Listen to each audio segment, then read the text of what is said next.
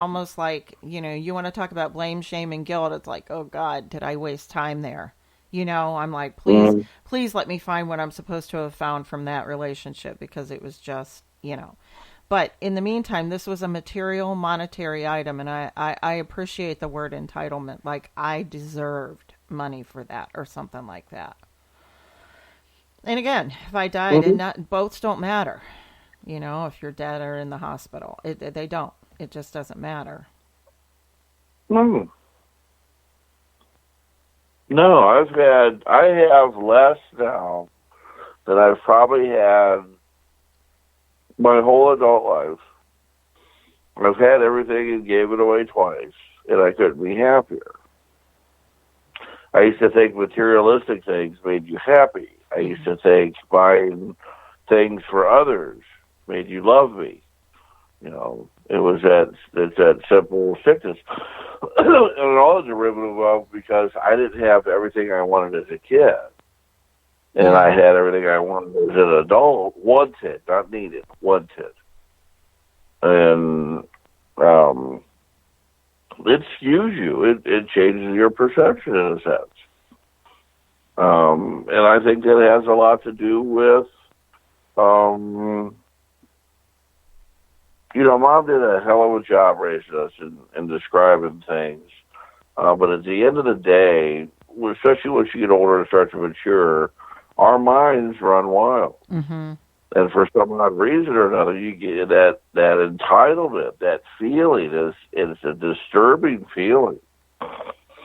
And I guess it's not if you don't ever recognize it, but it's more common than not. And you're better off to recognize it and to see it, and especially when it's happening, because man, you can hurt people with it. You can Yeah. hurt yourself with it. Hmm. And it's just a silly thing to do. It's a waste of time, to be honest with you. Yeah. You know, um, this was pretty unique today. I just there was that. It started out with the insignificance and significance, and I just want to share with you as we start to close the show how significant you are, if for no other reason than to help little old Bev. And I mean that.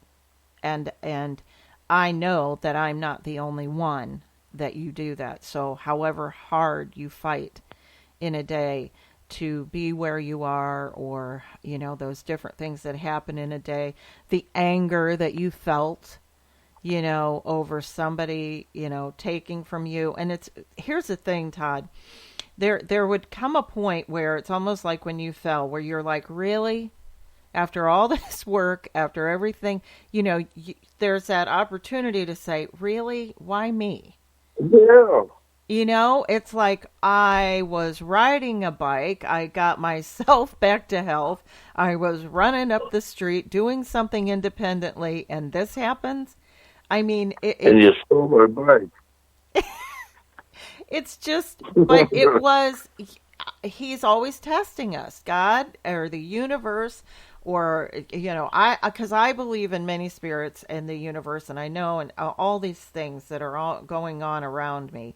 And I'm really like sensitive to it all. That was a test, in my opinion. Let's see what he'll do here. And Mhm. impressive. I'm very impressed, and I'm very thankful for the way that you handled that and brought it back to you. That's just mind blowing that it turned up right in your backyard. Mhm. It's crazy. So But here's like I said, oh, go ahead.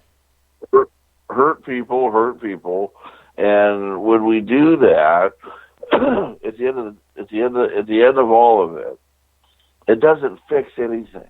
No. It didn't help anything.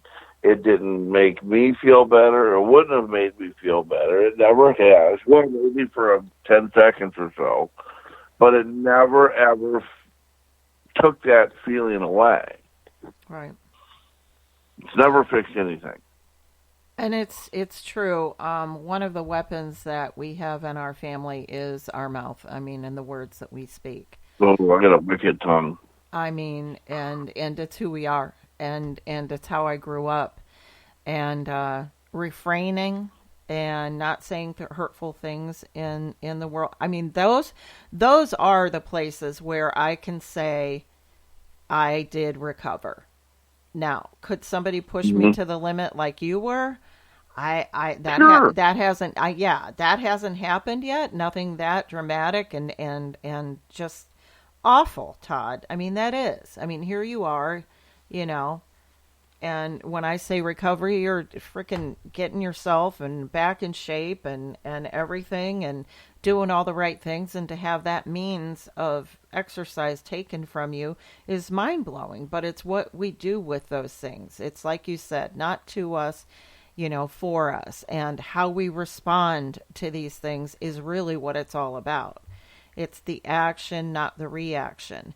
And so we Hmm. have to keep ourselves in check, and it is a chore to be, first of all, to to even be here, as I had mentioned, to be born, to be created for whatever reason, that in hopefully we can lead by example. If nothing else, we can do that. So I love this time. I really do love this time together, Todd, and I really, really appreciate it. And before I close out, do you have anything that you want to like sum everything up? Can you close out your thoughts for me?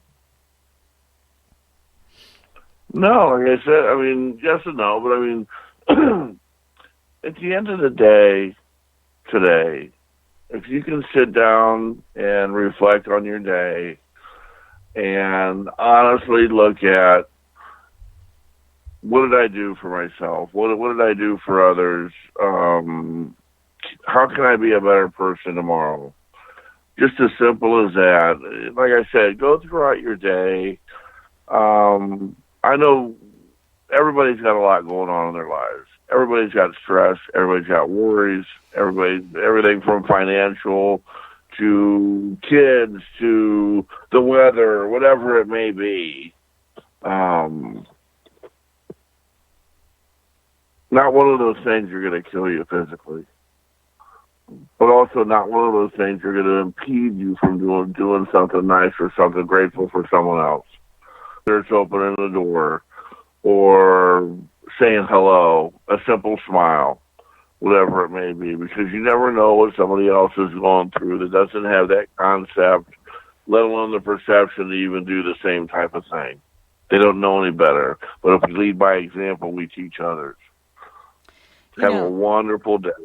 well, and thank you. I appreciate that. I will share this with you. When I saw that person that took my idea get that glory, and a beautiful, nice person, not the kind of person, she probably didn't even think it was that big of a deal.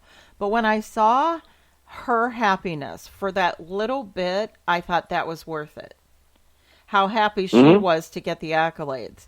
And but then I slipped right back into why didn't she say it was so You got that unbelievable. accolade because of me. Oh man, unbelievable. Yeah, I do like it. I like Atta Girls. I do when something comes up and it was if I told you what this stupid idea was in how silly it was, but it helps. It helps the situation. It saved us money and time and that kind of thing and I'm like, "All right, fine.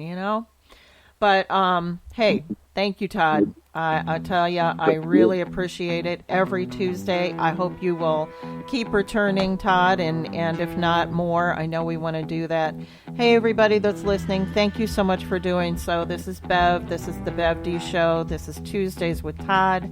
Hey, if you're afraid of doing something really great for the universe, go ahead and do it anyways. We call it courage. And if you're in a crux of between fear and love, lead with love.